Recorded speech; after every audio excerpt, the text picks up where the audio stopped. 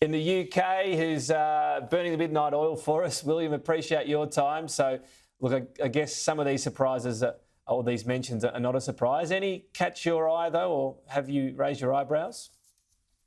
Yeah, well, thanks for having me, Tom. So look, at GovConnex, we, for our clients, track essentially the key political issues and topics that they're interested in. We're looking at what politicians are saying, whether that be on social media and press releases or across the Hansard. And so, yeah, our political trends report this year has produced some interesting results, particularly in Australia. So housing and housing affordability is the number one most mentioned issue in Australian federal parliament.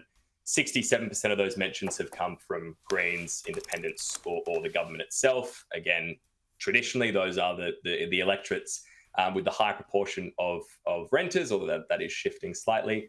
Number 2 and 3, as you can see on the screen there, were business and taxation. Cost of living itself was number 4, and then health was number 5. So really, it has been a cost of living year in politics in Australia, and those top 4 issues are loosely all about the same thing. If you compare that to the UK, so we did look at Westminster, the NHS and health is actually number 1. Education comes in 3. If you look at New Zealand, health is also number 1. But then the Treaty Principles Bill also comes in top 5. So really for Australia, it has been all about cost of living. Interesting, isn't it? Because you've seen inflation very much peak in those other countries, so you can see Australia's in the mix. And we did note as well, it was a bit of a tricky one to display, but massive spikes in cost of living right around the time of the RBA making decisions on rates. So, that goes to show that people are going, oh, please give us some relief. It doesn't happen.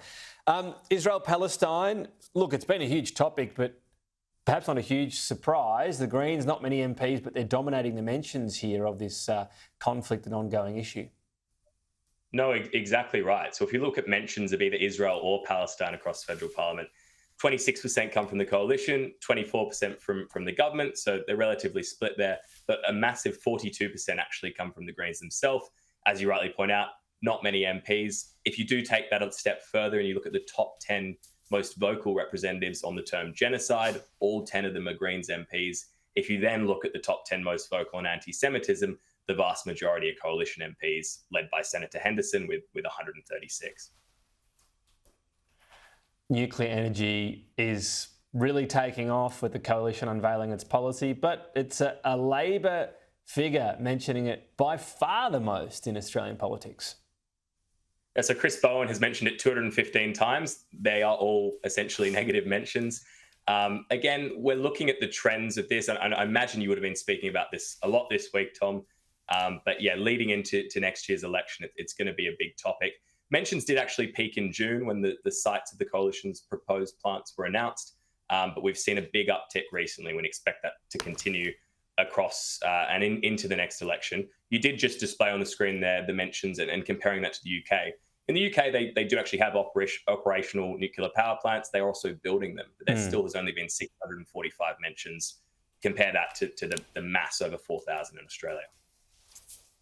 Yeah, huge figure. You're sort of tracking as well some of the things a bit less mentioned.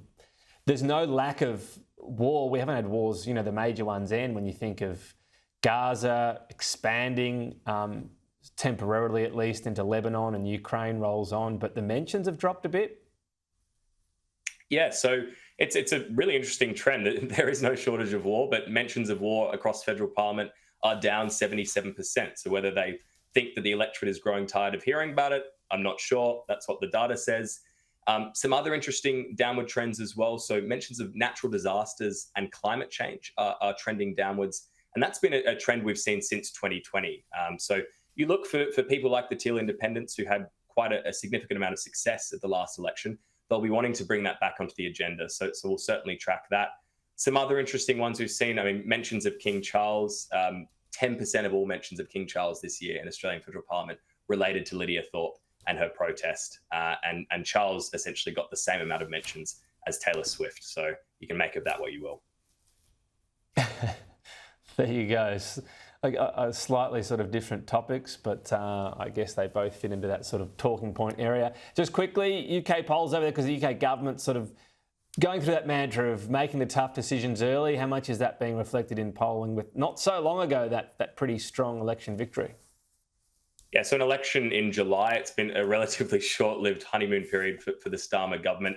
The polls are really interesting. It's worth keeping one eye on the UK because Nigel Farage's reform is now polling in the mid-20s, essentially the same number as you're seeing the Tories and the Labor Party polling over here. And, you know, when we go to Labor events here and Conservative events, you speak to MPs, you speak to Lords, that there is a genuine concern amongst them that they might be breaking the two-party mold a little bit. There's an election in Wales in a couple of months. That would be worth watching because Reform seems to be polling well there as well. Okay.